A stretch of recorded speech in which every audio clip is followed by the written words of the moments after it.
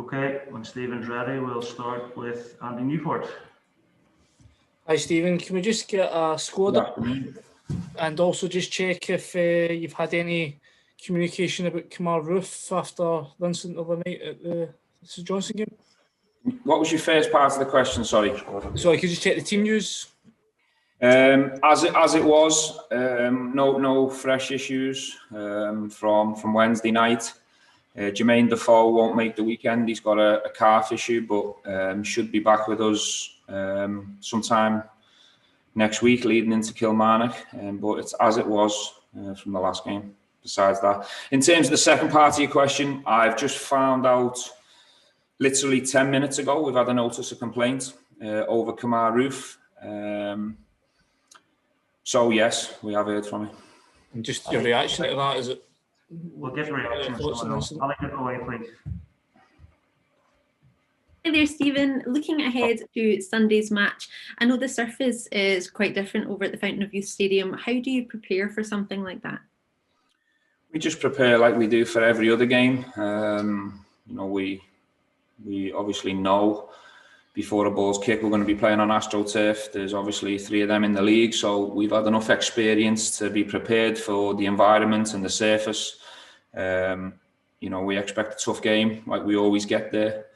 When we face Brian's team, we only have to go back to last year to realise that we can't go there and underestimate any opponents in this league. So we're going to go there with respect and try and continue our form and the moment we're in, because we're in a fantastic place and confidence is high. The group's really strong and the team spirit's high, and we're really looking forward to this game. Craig, go ahead. Craig Vickers. Afternoon, Stephen. Just what are your thoughts on the Scottish Cup? There's been some discussions that they may look to shove it this season. Would that be something that you would agree with, or are you very much hoping that it is sort of played this season? I very much hope it goes ahead and we can find room and time in the schedule to get it played. It's a massive competition, a competition we want to go and compete in and try and win. But at the same time, we obviously respect the situation, what we're in. We're all living through a pandemic and the COVID, and it's really challenging for the authorities in terms of the schedule. But hopefully now that they've moved some of the league games around, hopefully there's enough time to, compete in that competition this season. If not, we might have to just force it into next season. David Edgar, please.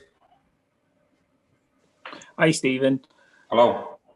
Watching the games back recently, one of the things that struck me was the variety of goals that the team are scoring, be it through individual play like the other night, a wonderful team move at Hibs, set pieces, etc. Is that maybe one of the differences this season to previous seasons with Rangers, that because of the different types of players that you have, that you've got that in your locker? Yeah, I think it's a combination of things, in all honesty. I think we've got better players in and around the team and the squad now. We're in the strongest position we've been in since this journey begun. Work on the training grounds helped us in terms of our variety, having different tools and different ways to break teams down. We've improved massively in terms of set plays. I think people are standing up at big times and creating big moments for us. You look at Giannis's the other night. That's a very important goal for us. Equally as important as Alfredo's was the week before at Hibs. And throughout the season, we've really had the goals have been spread out really nice around the squad, and that tells me that we're in a really good place. We're not relying on just one or two individuals. Thank you. Sheila, go ahead.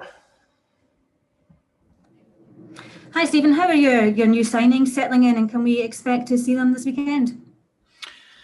Possibly. So Jack's trained with the team for the first time today. We had to be a little bit more patient with him because it was, different in terms of the COVID testing. Scott's COVID test from Aberdeen covered him to join in a little bit quicker.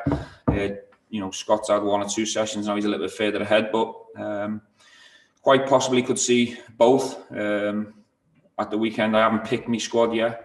We've prepared for Hamilton the last couple of days. We've got 1 more session tomorrow, but they both fit well and ready and available, which is a real positive for me.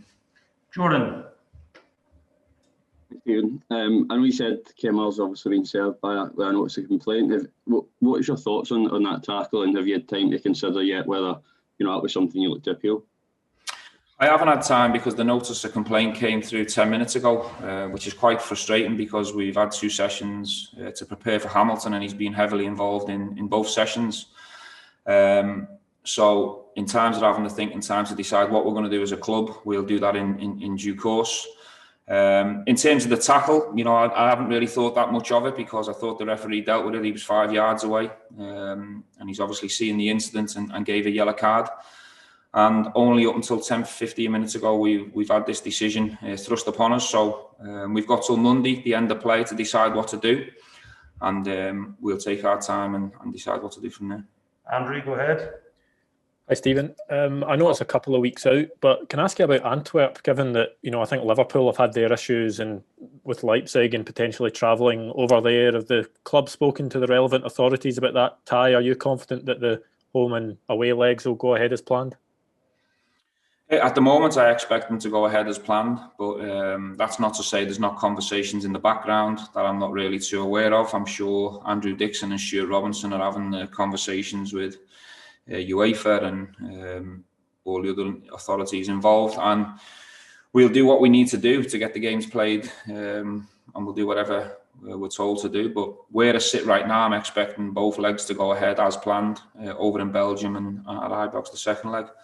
And I'm sure we'll have plenty of time to discuss that game or them games when they come about. My focus right now is on Hamilton.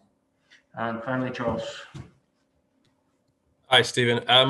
When you look at Hamilton, who are obviously fighting for their lives, a lot of the teams that have maybe caused you trouble, I know you've touched on this over the course of the season, are the ones that are sitting in and defending deep. Do you see Hamilton doing that at the weekend, and does that obviously add a little bit extra creative emphasis to guys like Yanis and Ryan, obviously, to open them up?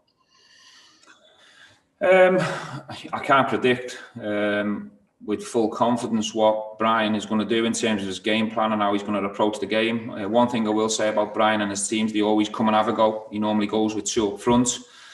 You know, and they come and really play with energy and try and cause you as many problems as they can. We've never really faced a Hamilton team where it's been a complete block for the full game, that's for sure.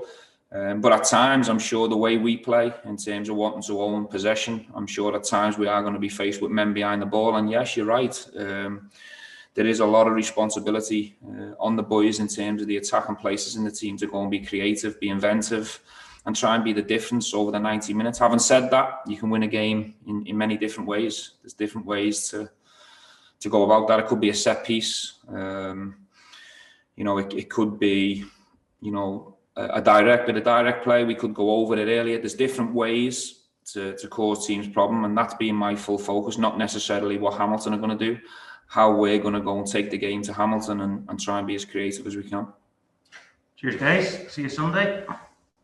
Thanks, Steve. Thank you. All the best.